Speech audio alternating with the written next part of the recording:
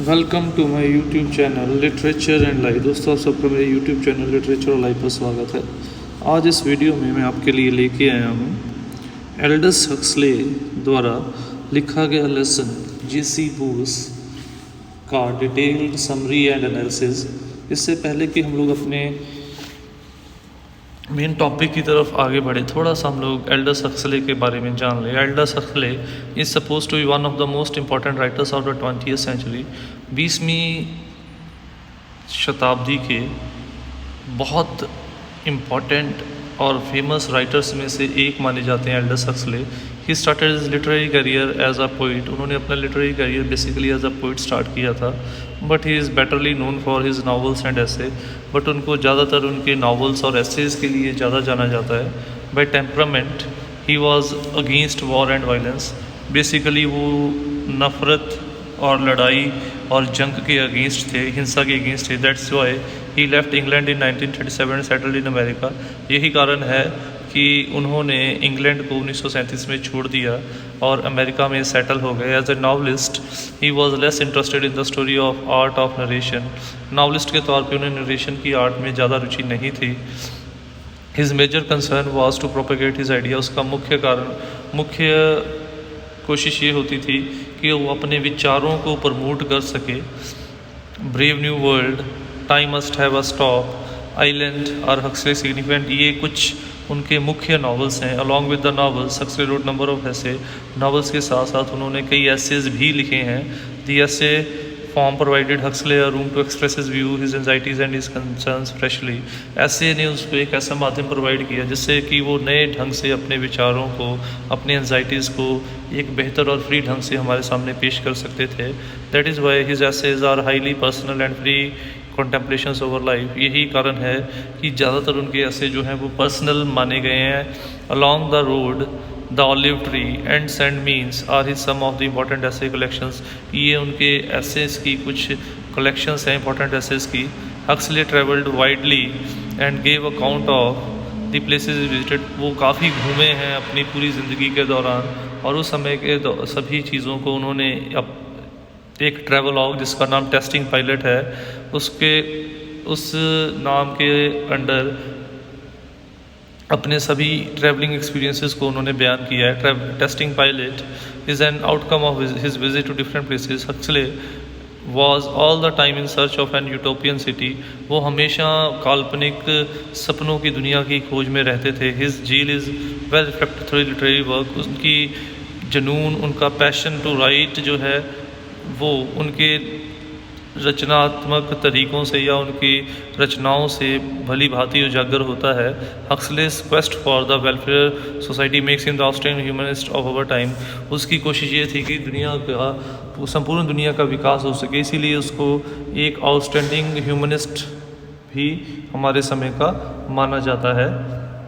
तो ये थी एक ब्रीफ सी इंट्रोडक्शन एल्डस हक्सले के बारे में। Now let's move on to our main topic, that is Aldous Huxley's J.C. Bose. The present essay is taken from Huxley's book of travels Jesting Pilate. जैसे कि मैंने आपको पहले बताया है कि उन्होंने एक ट्रैवलॉग लिखा था जिसका नाम है टेस्टिंग पायलट, जिसमें कि उन्होंने अपने ट्रैवल जर्नीज़ के अकाउंट को मेंशन किया और ये ऐसे भी उनका इंडियन विजिट के दौरान का हिस्सा है टेस्टिंग पायलट का। जैसे J.C. Bose is a glowing tribute by Huxley to a well known physicist and botanist. ये एक श्रद्धांजलि है हक्सले के द्वारा J.C. बोस को। The essay also reveals Huxley's love for science. और ये ऐसे हक्सले के साइंस के प्रति प्यार को भी हमारे सामने लेके आता है। There are two reasons for Huxley's inclination towards science. इसके दो मुख्य कारण थे। The experimenters is a curious work and special talent armed with the tea canister and some wire with the silk, a little sealing wax and 2 or 3 jam pots. Faraday marched forth against the mysterious powers of electricity. He returned in triumph. ठीक है, उसके दो मुख्य कारण थे, वो मुख्य कारण हम लोग अंत में करेंगे। तो अब हम लोग अपना मेन चैप्टर स्टार्ट करते हैं। The experimenters is a curious and special talent. तो राइटर कहता है कि एक्सपेरिमेंटर होना, शोधकर्ता होना एक बहुत ही स्पेशल टैलेंट है, एक बहुत ही हैरान कर देने वाला टैलेंट है।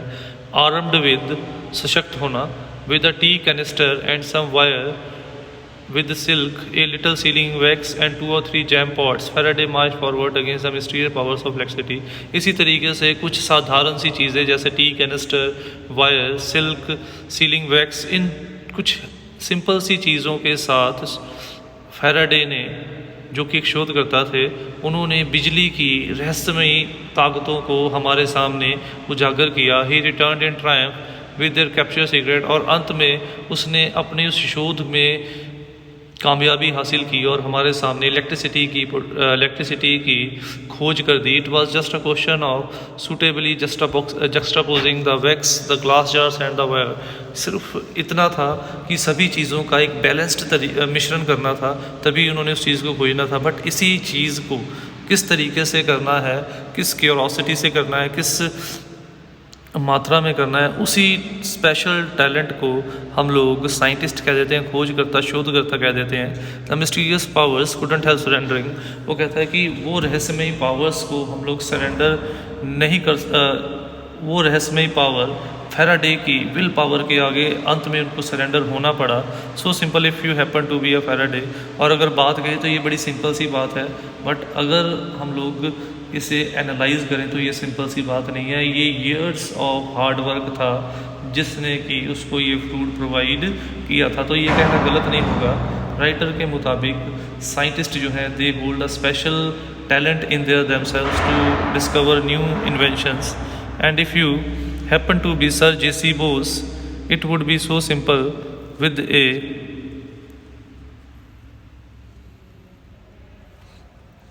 and if you wanted to happen to be Sir J.C. Bose, it would be so simple with a little clockwork, some needles and filament to devise machines that would make visible the growth of plant, the pulse of vegetable hearts, the twitching of their nerves, the processing of their digestion. और अगर वो कहता है कि आप J.C. Bose हो, तो वो ये प्रोसेस और भी सिंपल है, जो कि और सिंपल चीज़ें जैसे लिटिल क्लॉक वर्क हो गया, नीडल्स होगी, फिलामेंट हो गया, इन चीज़ों से ऐसी इन्वेंशंस उसने की जिससे कि हम लोग प्लांट टिश्यूज़ की माइन्यूट से माइन्यूट मतलब छोटी से छोटी ग्रोथ को भी महसूस कर सकते थे, देख सकते थे. It would be simple though it cost even Bose long year of labour to perfect his instruments. No doubt देखने में हमें ये सिंपल लगेगा जब हम लोग इसकी इन इन्वेंशंस को पढ़ेंगे, बट हक्सले कहता है J.C. Bose को अपने इन इंस्ट्रूमेंट्स को परफेक्ट करने में सालों की सख्त मेहनत लगी है, फिर जाके वो उसके ये इंस्ट्रूमेंट्स जो हैं वो परफेक्टली हम लोगों को प्लांट्स की अलग अलग प्रोसेसेस को रिकॉर्ड करके दिखा पाने में सक्षम हुए हैं. यानी कि एक एक्सपेरिमेंटर के अंदर जहाँ पे क्यूरोसिटी एंड स्पेशल टैलेंट होना ज़रूरी है, उतनी ही पेशेंस और हार्ड वर्क भी होना ज़रूरी है, क्योंकि it takes a lot of patience and hard work to discover a new thing. बहुत कुछ हार्ड वर्क करना पड़ता है, बहुत धैर्य रखना पड़ता है, तो जाके किसी नई चीज़ का आविष्कार हो पाना मुमकिन हो पाता है. और J.C. Bose के अंदर ये सारी की सारी क्वालिटीज़ एल्डस हक्सले ने महसूस की थी. At the Bose institute in Calcutta the great experimenter himself was our guide. तो बोस अपनी एक विज़िट के बारे में बता रहा है जो कि बोस इंस्टीट्यूट में उसने की थी, जो कि कलकत्ता में है, जहाँ पे वो कहता है कि खुद J.C. Bose हमारे गाइड थे, जो अपने अलग अलग इंस्ट्रूमेंट्स की वर्किंग, उनकी ऑपरेटर्स के बारे में हम लोगों को बारीकी से समझा रहे थे. Through all an afternoon we followed him from marble to marble.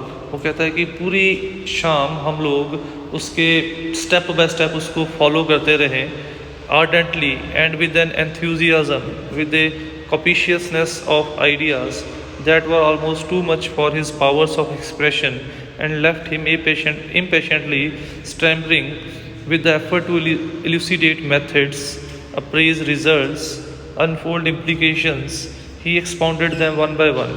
वो कहता है कि बड़े ही उत्तेजना के साथ, बड़े ही एक्साइटमेंट के साथ वो चीज़ें जिन्हें कि शब्दों में बयान कर पाना मुश्किल था उसके लिए भी और मेरे लिए भी, वो एक एक करके किस तरीके से उसने इंस्ट्रूमेंट्स बनाए, किस तरीके से उन इंस्ट्रूमेंट्स ने वर्क किया, किस तरीके से उसने रिज़ल्ट बनाए, एक एक करके अपने अलग अलग इंस्ट्रूमेंट्स की वर्किंग रिज़ल्ट्स को हमारे सामने वो डिटेल में डिस्क्राइब करता चला जा रहा था, बहुत ही एक्साइटमेंट और एंथुजियाज्म में. We watch the growth of plant being traced out automatically by a needle on a sheet of smoked glass. हम लोगों ने अपनी नंगी आँखों से देखा किस तरीके से एक सिंपल से इंस्ट्रूमेंट जिसको कि उसने एक नीडल और एक स्मोक्ड ग्लास के शीट ऑफ स्मोक्ड ग्लास के ज़रिए बनाया था, हम वो प्लांट की ग्रोथ को हमारे सामने प्रेजेंट कर रहा था। We saw its sudden shuddering reaction to an electric shock. फिर उसने हम लोगों को स्टिमुलाई का रिएक्शन दिखाने के लिए प्लांट को इलेक्ट्रिक शॉक दिया और बिल्कुल उसी प्रकार की ट्विचिंग दिखाई जैसे कि ह्यूमन बींग्स को इलेक्ट्रिक शॉक पड़ने पर करती है। तो उसने ये कहा कि एक एक करके उसने अपने सभी इंस्ट्रूमेंट्स को बारीकी से हमारे सामने दिखाना शुरू किया और सबसे पहले जो इंस्ट्रूमेंट दिखाया गया उसने देखा कि उस इंस्ट्रूमेंट से वो सिंपल से अपरेटस एक नीडल और smoke sheet of smoked glass के ज़रिए वो प्लांट की माइन्यूट से माइन्यूट ग्रोथ और इट्स रिएक्शन टू स्टिमुलाई को मेज़र कर सकते थे। Each time we watched plant feeding in process We watched a plant feeding in the process. It was exhaling minute quantities of oxygen. Each time the accumulation of exhaled oxygen reached a certain amount, a little bell, like the bell warns you when you are nearly at the end of your line of typewriting, automatically rang. फिर वो कहता है कि उनका अगला आविष्कार जो था वो था एक ऐसी बेल का आविष्कार, एक ऐसे इंस्ट्रूमेंट का आविष्कार जो कि प्लांट्स की रेस्पिरेशन प्रोसेस को स्टडी करता था। वो कहता है कि उन्होंने एक ऐसा इंस्ट्रूमेंट बनाया था जो कि रिक्वायर्ड अमाउंट ऑफ ऑक्सीजन के कलेक्ट होने के बाद एक बेल बजती थी जो बिल्कुल उसी तरीके से जैसे जब हम लोग टाइपराइटर टाइप करते हैं और जब लाइन का एंड आ जाता है तो वैसी आवाज़ आती है, बिल्कुल उसी तरीके की आवाज़ आती थी जब रिक्वायर्ड अमाउंट ऑफ ऑक्सीजन उसके अंदर आ जाती थी और जब ऑक्सीजन बाहर चल जाती थी बिल्कुल उसी तरीके से वो आवाज़ आना बंद हो जाती थी। तो यानी कि हम लोगों ने प्लांट्स की रेस्पिरेशन प्रोसेस को भी उसके एक इंस्ट्रूमेंट के ज़रिए स्टडी किया। When the sun shone on the plant the bell rang often and regularly, shaded the plant stopped feeding, the bell rang only at long interval और नॉट एट ऑल। जैसे कि हम लोगों को पता है कि plant in the presence of sunlight ज़्यादा फास्ट एक्सहेलिंग इनहेलिंग करते हैं, तो वो कहता है कि जब प्लांट्स को सनलाइट में रखा गया था तो वो बेल लगातार इंटरवल्स पे बजती थी, बट जैसे ही उसे in the absence of sunlight किसी शेड में रख दिया गया तो वो बेल बहुत लंबे इंटरवल्स के बाद बजती थी या फिर बजती ही नहीं थी।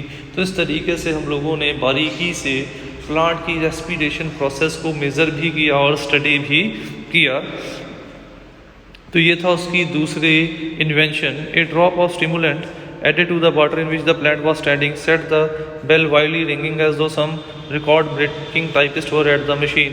और जैसे जब हम लोग तेज़ी से भागते हैं हम लोगों की रेस्पिरेशन भी तेज़ हो जाती है, हार्ट बीट भी तेज़ हो जाती है, उसी प्रकार से वो कहता है कि मैंने एक ज़रा सा स्टिमुलेंट जो कि प्रोसेस को फास्ट कर देता है जब डाला प्लांट के रूट्स के अंदर, तो वो बेल भी तेज़ी से बजना शुरू हो गई।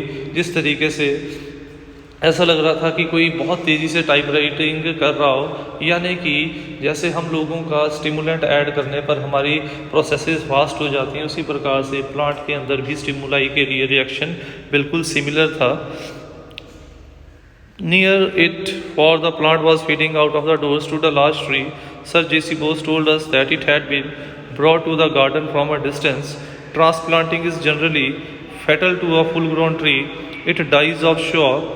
So would most men if their arms and legs were amputated without an anesthetic. Bose administered chloroform. The operation was completely successful. Walking the anesthetized tree immediately took root in its new place and flourished. फिर जो fourth चीज़ उन्होंने हमें दिखाई वो ये थी कि उन्होंने अपने घर के बाहर पार्क में एक ट्री दिखाया और कहा कि ये ट्री जो है वो किसी दूसरी जगह से यहाँ पे लगाने के लिए लेके आए हैं। अब हम लोगों ने ये तो सुना है कि छोटे छोटे प्लांट्स को हम लोग नर्सरी से लेके आ सकते हैं, क्या एक बड़े वृक्ष को लेके आया जा सकता है? तो ये इनके लिए हैरान कर देने वाली बात थी, क्योंकि ट्रांसप्लांटिंग किसी प्लांट को एक जगह से दूसरी जगह ट्रांसप्लांट करना, ट्री को ट्रांसप्लांट करना उस ट्री के लिए हानिकारक है, क्योंकि वो ट्री मर जाएगा या ख़त्म हो जाएगा। बिल्कुल उसी तरीके से अगर हम लोगों को बिना एनेस्थीसिया का इंजेक्शन दिए हमारे बॉडी के डिफरेंट पार्ट्स का ऑपरेट कर दिया जाए तो हम लोग जैसे मर जाएंगे, बिल्कुल उसी प्रकार से प्लांट की भी डेथ होनी पॉसिबल है। बट जेसी बोस ने इसका भी तरीका बताया। वो कहता है कि अगर ट्रांसप्लांट करने से पहले हम लोग उस फुल्ली ग्रोन ट्री की जड़ों में क्लोरोफॉर्म को ऐड कर दें तो उसका हाल बिल्कुल वैसा हो जाएगा जैसे हम लोगों का ऑपरेशन के वक्त होता है। हम लोगों के एनेस्थीसिया देके बेहोश कर दिया जाता है और फिर हमारे बॉडी को ऑपरेट कर दिया जाता है। बिल्कुल उसी तरीके से वो कहता है कि जब हम लोग क्लोरोफॉर्म से उसको एनेस्थाइज कर देंगे तो फुल्ली ग्रोन ट्री को भी एक जगह से दूसरी जगह ट्रांसप्लांट करने में हमें कोई मुश्किल नहीं आएगी। But an overdose of chloroform is as fatal to a plant as to a man. पर वो कहता है कि एक ज़रा सा क्लोरोफॉर्म का ओवरडोज हुआ तो वो उतना ही हानिकारक प्लांट्स के लिए होगा जितना कि इंसान के लिए। अगर हमें नशा ज़्यादा दे दिया जाए तो वो भी हमारी मौत का कारण बन सकता है। उसी तरीके से प्लांट को भी वो ज़्यादा या कम कर दिया जाए तो प्लांट की डेथ का कारण। तो इसीलिए हमें कितना डोज ट्री को देना है उसके ऊपर एक चेक रखना हमारे लिए बहुत ज़रूरी है। In one of the laboratories we were shown the instrument which records beating of plants heart.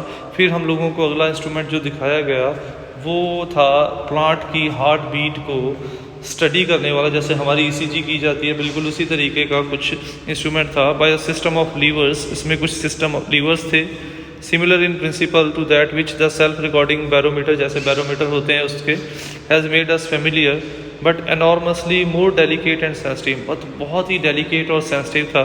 The minute pulsations which occur in layer of tissue immediately beneath the outer rind of stem are magnified literally millions of times and recorded automatically in dotted graph on a moving sheet of smoked glass।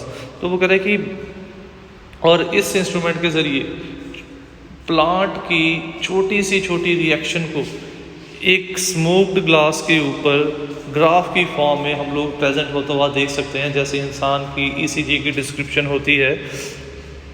Bose instrument है made visible things that it has been hitherto impossible to see even with the aid of the most powerful microscope. Bose के instrument ने नंगी आंखों से हमारे लिए उन चीज़ों को देखना मुमकिन कर दिया है जिसे कि सुपर माइक्रोस्कोप या पावरफुल माइक्रोस्कोप से देखना भी मुमकिन पहले नहीं था। The normal vegetable heartbeat, as we saw it recording itself point by point on the moving plate, is very slow। तो जो नॉर्मल हार्ट बीट थी एक वेजिटेबल प्लांट की वो बहुत स्लो थी, हम लोगों ने देखा। It must take the best part of a minute for the pulsating tissue to pass from maximum contraction to maximum expansion। यानी कि जैसे हमारा हार्ट बीट लुक डुब 72 टाइम्स अप्रॉक्सीमेटली एक नॉर्मल हार्ट बीट करता है। तो वो कहता है कि बट यहाँ पे जो ग्राफ था वो बहुत ही ज़्यादा स्लो था और ये मान के चल सकते हैं कि लगभग 1 मिनट लग जाता था अपर लब और डब में, यानी कि मैक्सिमम एक्सपेंशन और कॉन्ट्रैक्शन में उनको 1 मिनट लग जाता था। बट ये था कि ये नॉर्मल वे में उसकी वर्किंग को प्रेजेंट करने में बिल्कुल कैपेबल था। द ग्राफ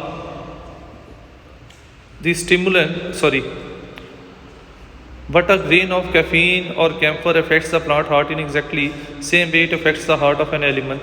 बट जैसे ही हम लोग कैफीन या कैम्फर डाल देते थे प्लांट के अंदर तो जैसे हमारा हार्ट कैफीन लेने के बाद या एनिमल का हार्ट कैफीन लेने के बाद तेज़ी से बीट करना शुरू कर देता है, वैसे ही कुछ रिएक्शन जो था वो प्लांट का भी था। यानी कि जिस तरीके से हम लोग किसी चीज़ को ऊपर रिएक्ट करते हैं ह्यूमन बींग्स एनिमल, वैसा ही रिएक्शन प्लांट भी उन चीज़ों के प्रति प्रोवाइड करते हैं। The stimulant was added to the plant's water and almost immediately the undulation of graph lengthened out under our eyes and at the same time came closer the pulse of plant's heartbeat had become more violent and more rapid after the pick me up we administered poison। इसके बाद वो कहता है कि हम लोगों ने फिर पॉइजन का रिएक्शन देखने के लिए हम लोगों ने प्लांट में पॉइजन, प्लांट की रूट्स में पॉइजन को अप्लाई किया। A mortal dose of chloroform was dropped into the water the graph became the record of a death agony. हम लोगों ने ज़्यादा डोज जो था क्लोरोफॉर्म का पानी में डाल कर पेड़ की प्लांट की जड़ों में डाल दिया। अब ग्राफ कैसा था, जिस तरीके से किसी इंसान को जहर दे दिया जाए और जैसे ही उसकी ईसीजी आएगी तेज़ी से ऊपर नीचे जाती हुई और फिर एकदम सीधी लाइन हो जाती, बिल्कुल उसी तरीके से वो प्लांट की लाइफ की स्ट्रगल को दिखाता हुआ हमारे सामने एक ग्राफ प्रेजेंट हुआ। As the poison paralyse the heart, the ups and downs of the graph flattened out into a horizontal line halfway between extremes of undulation. जैसे जब हमारी डेथ होती है तो लाइन बिल्कुल स्ट्रेट हो जाती है इसी चीज़ की। बिल्कुल उसी तरीके से जब प्लांट भी अपनी स्ट्रगल करने के बाद थक गया तो उसकी लाइंस भी बिल्कुल स्ट्रेट हो चुकी थी, हॉरिजॉन्टल हो चुकी थी। But so long as any line remained in the plant, the medical line did not run level but was jagged with sharp irregular ups and down। But जब तक थोड़ी सी भी लाइफ थी तब तक वो लाइंस थोड़ी थोड़ी अप एंड डाउन थी। बट जैसे ही प्लांट की डेथ हो गई वैसे ही वो लाइन एक झटके से सीधी स्ट्रेट लाइन में तब्दील हो चुकी थी। After a little while there were no more ups and down. कुछ समय के बाद कोई अप्स एंड डाउन्स नहीं थे। The line of dot was quite straight, the plant was dead. और लाइन एकदम स्ट्रेट हो चुकी थी ह्यूमन बीइंग या एनिमल के जैसे, और प्लांट जो था वो मर चुका था। यानी कि जिस तरीके का रिएक्शन हमारा होगा पॉइजन के प्रति, प्लांट का होगा, एनिमल का होगा, वैसा ही कुछ रिएक्शन जो था वो प्लांट के हार्ट ने भी प्रेजेंट किया था। The spectacle of dying animal affects us painfully, we can see its struggles and synthetically something of its pain. वो कह रहे हैं कि जिस तरीके से एक जानवर को जब हम लोग अपने सामने तड़प तड़प के मरता हुआ देखते हैं वो हमारे दिल को झंझोड़ देता है, और कई बार तो हम लोगों को उससे हमदर्दी भी होती है, हमें उसका दर्द महसूस भी होता है। The unseen agony of plant leave us indifferent. But आज जब हम लोगों ने एक प्लांट के दुख को महसूस किया तो हम लोग भी हैरान थे कि प्लांट को भी उतना ही दुख होता है। To a being with eyes a million times more sensitive than ours, the struggles of a dying plant would be visible and therefore distressing। और वो कह रहे हैं कि जो लोग बहुत सेंसिटिव हैं, बहुत भावनात्मक हैं, अगर वो इन चीज़ों को देखेंगे तो वो उनका दिल जो है और भी ज़्यादा प्रताड़ित हो जाएगा। Both instruments endorse us with this more than microscopical acuteness of vision. और बूस ने ऐसे ऐसे इंस्ट्रूमेंट बनाए हैं जो कि हमें माइक्रोस्कोप से ज़्यादा एक्यूटनेस ऑफ विज़न यानी कि क्लैरिटी ऑफ विज़न प्रोवाइड करते हैं। वो चीज़ें भी हम लोग देखने में पॉसिबल हो जाते हैं जो माइक्रोस्कोप से भी पहले देखी नहीं जा सकती थी। The poison flower manifestly writhes before us. हम लोग अपने सामने एक जहर से प्लांट के मरते हुए तड़पने की एगोनी को देख सकते हैं, महसूस कर सकते हैं। The last moments are so distressingly like those of man that we were shocked by the newly revealed spectacle of them into a hitherto unfelt sympathy।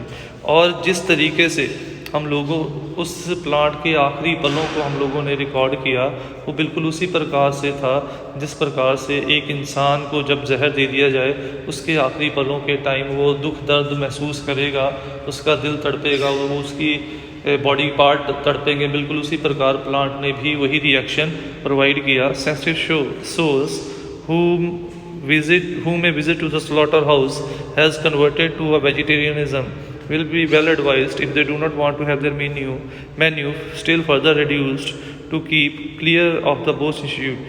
Sensitive soul वो लोग जो बहुत भावनात्मक हैं, बहुत सॉफ्ट हार्टेड हैं, जिन लोगों ने एक बार कसाई की दुकान पे जाके वहाँ पे जानवर को मरते हुए देख के, तड़पते हुए मरते देख के वेजिटेरियन डाइट लेना शुरू कर दिया था, उनको ये एडवाइस देता है हक्सले कि वो जेसी बोस के इंस्टीट्यूट में ना जाए, क्योंकि अगर वो वहाँ पे जाएंगे तो वो प्लांट की ऐसी तरसयोग डेथ को देख के शायद वो फिर प्लांट को खाना भी छोड़ देंगे, वो अपने आप को मिनरल डाइट के ऊपर रिड्यूस कर लेंगे।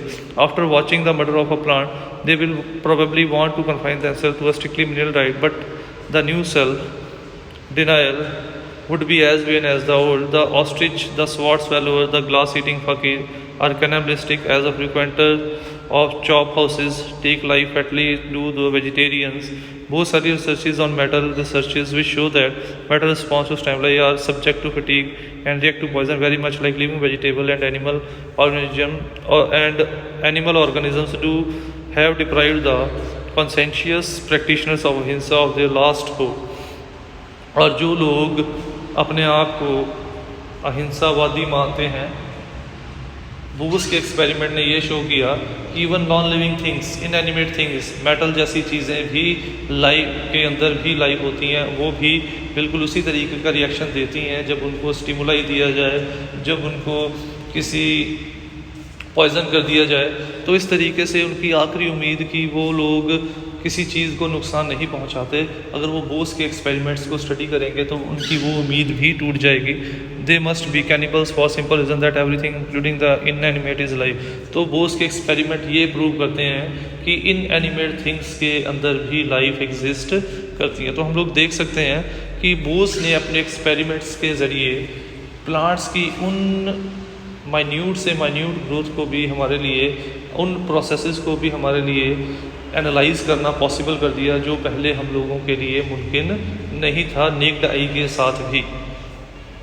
तो स्टार्टिंग में हम लोगों ने कहा था कि दो मुख्य कारण थे हक्सले के, ठीक है। तो वो पहला कारण कौन सा था? His grandfather was eminent Victorian scientist, science में इंटरेस्ट होने के, क्योंकि हक्सले के जो ग्रैंडफादर थे वो भी विक्टोरियन साइंटिस्ट थे, वो भी पहले वैज्ञानिक रह चुके थे। He himself wanted to be a doctor but partial blindness forced him to leave the field. वो खुद भी कुछ समय के लिए डॉक्टर या साइंटिस्ट बनना चाहते थे, बट उसके पार्शियल अंधेपन ने उसको मजबूर कर दिया था साइंस फील्ड को छोड़ने के लिए। Huxley visited the Bose institute in Calcutta. Huxley ने एक बार, अब इसको हम लोग डिटेल में एक बार समरी फिर से देख लेते हैं। Institute in Calcutta where he had an opportunity to meet J C Bose. इसी तरीके से हक्सले को एक बार मौका मिला बोस इंस्टीट्यूट में जाके जेसी बोस से मिलने का। Huxley was deeply enthralled by Bose views and experiment about plying. J C Bose के एक्सपेरिमेंट को पढ़ के एनालाइज करने के बाद हक्सले जो था वो बहुत ही एंथुजियास्टिक था। To become an experiment one should not wait for well equipped laboratories और सोफिस्टिकेटेड इंस्ट्रूमेंट। उसने ये जाना कि एक अच्छा वैज्ञानिक और शोधकर्ता होने के लिए ये ज़रूरी नहीं है कि हमारे पास एक बड़ी लेबॉर्ट्री हो, हमारे पास सोफिस्टिकेटेड साइंटिफिक बड़े बड़े इंस्ट्रूमेंट हो। What all needed is an unending quest for knowledge. जो सबसे ज़्यादा ज़रूरी है वो ये है कि हमारे अंदर कभी ना ख़त्म होने वाली एक लालसा हो नॉलेज को, नई नॉलेज और शोध को रियलिटी में तब्दील करने वाली, यानी कि हमारे अंदर एक ऐसी इच्छा हो जो कि और ज़्यादा से ज़्यादा नॉलेज को अचीव करने की विल पावर हमारे अंदर मौजूद रहनी चाहिए। To illustrate this point Huxley give the example of Faraday and J C Bose. और इस चीज़ को प्रूव करने के लिए उसने जेसी बोस और फैराडे की एग्जांपल दी, जिनके पास ना बड़ी लेबॉर्ट्रीज थी ना सोफिस्टिकेटेड इंस्ट्रूमेंट थे, बट उनके अंदर एक लालसा थी नई नॉलेज को हासिल करने की। जिस लालसा को पूरा करते करते उन्होंने नई चीज़ों को ढूंढा।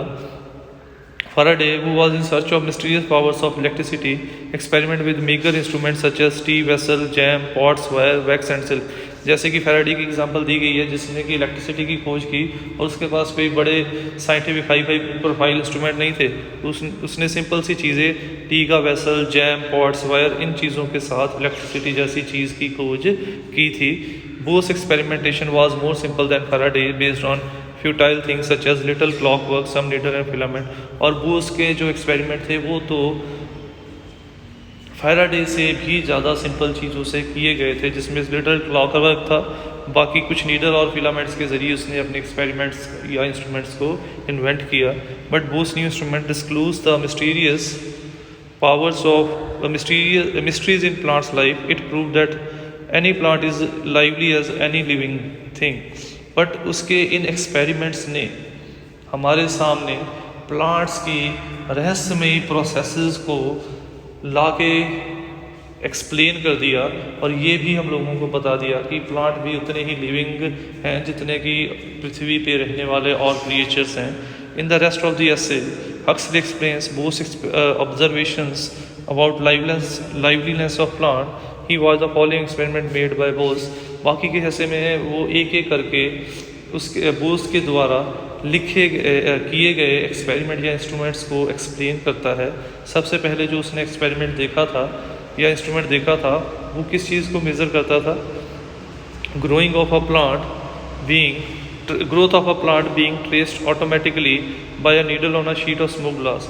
किसी प्लांट के ग्रोथ को ऑटोमेटिकली मेज़र करना सिंपल सी एक नीडल और शीट ऑफ स्मोक ग्लास के ज़रिए, यानी कि प्लांट कैसे कैसे ग्रो करता है उसको एक सिंपल सी इंस्ट्रूमेंट से उसने मेज़र करके हमारे सामने रख दिया, जो कि पहले पावरफुल माइक्रोस्कोप से भी हमारे लिए मेज़र कर पाना या देख पाना मुमकिन नहीं था।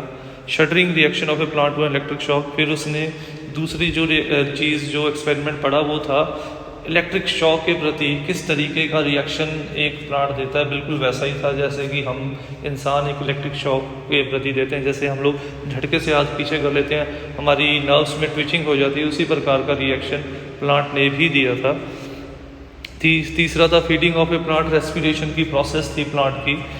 Transplantation of an anaesthetized fir, फिर एक फुल ग्रोन ट्री को कैसे क्लोरोफॉर्म दे के हम लोग ट्रांसप्लांट करते हैं, अगला एक्सपेरिमेंट वो था फोर्थ। फिफ्थ था recording of heart beats of a plant, fifth था किसी भी प्लांट की हार्ट बीट को रिकॉर्ड करना। और सिक्स्थ था death of a plant due to poison. तो ये सारी की सारी प्रोसेसेस उसने बड़े सिंपल इंस्ट्रूमेंट के ज़रिए बोस ने हक्सले को एक्सप्लेन की और हम लोगों के सामने सिंपल से इंस्ट्रूमेंट के ज़रिए उसने इतनी बड़ी बड़ी चीज़ों को डिस्कवर करके रख दिया with the necked eyes. J.C. Bose is very much compact essay, which is an important characteristic of essay form of literature. Huxley begins the essay with the comment on experimentation and directly comes to the simplicity of Bose's experiment and its prolific outcome. तो Huxley ऐसे की शुरुआत शोधकर्ताओं के ऊपर comment से करता है और फिर वो बताता है कि किस तरीके से J.C. Bose ने सिंपल सी चीज़ों के साथ बड़े बड़े एक्सपेरिमेंट किए हैं। Now here he diverges in the essay from the bottom line, then it is a personal kind of essay. It is account of Huxley's visit to Bose. ये personal kind of essay भी माना जाता है क्योंकि ये Huxley का निजी एक तजुर्बा था जब उसने बोस इंस्टीट्यूट को कलकत्ता में विज़िट किया था। Huxley used essay from to propagate his idea, और इस essay को उसने अपने J.C. Bose और उसके इंस्ट्रूमेंट के प्रति अपने विचारों को, अपने एक्सप्रेशंस को व्यक्त करने के लिए भी यूज़ किया है। ही ओपाइंस दैट साइंस और technology do not like not advance kind of instrument. उसका ये मानना है कि साइंस और नए आविष्कार हाई प्रोफाइल इंस्ट्रूमेंट के गुलाम नहीं है। हमारे अंदर क्वेस्ट फॉर नॉलेज होनी चाहिए, क्यूरोसिटी होनी चाहिए, हम लोग सिंपल से सिंपल चीज़ों से भी नई नई इन्वेंशंस कर सकते हैं। According to him, the experimenter is a curious and special talent. Though Huxley was a man of intellect, in his essays he nowhere become pedantic. और उसने ये कहा कि एक्सपेरिमेंटर के अंदर एक स्पेशल टैलेंट, एक स्पेशल क्यूरोसिटी होती है। Even dealing with a subject like plant science, Huxley does not fall prey to technical jargons. The essay talks about crystallograph, the most important invention of Bose. इस essay में उसने crescograph की भी बात की है जो कि J.C. Bose के द्वारा इन्वेंट किया गया सबसे इम्पॉर्टेंट इंस्ट्रूमेंट है। That magnifies the plant tissue, जो कि प्लांट टिश्यू की माइन्यूट से माइन्यूट ग्रोथ को भी हमारे सामने मैग्नीफाई करता है। Huxley explains the functioning of this instrument in an elaborate way.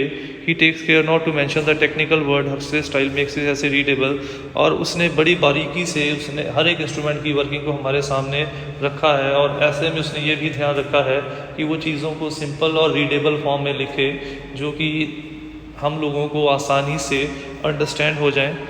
There is one more reason for the popularity of Huxley's essay and it is the sense of humor.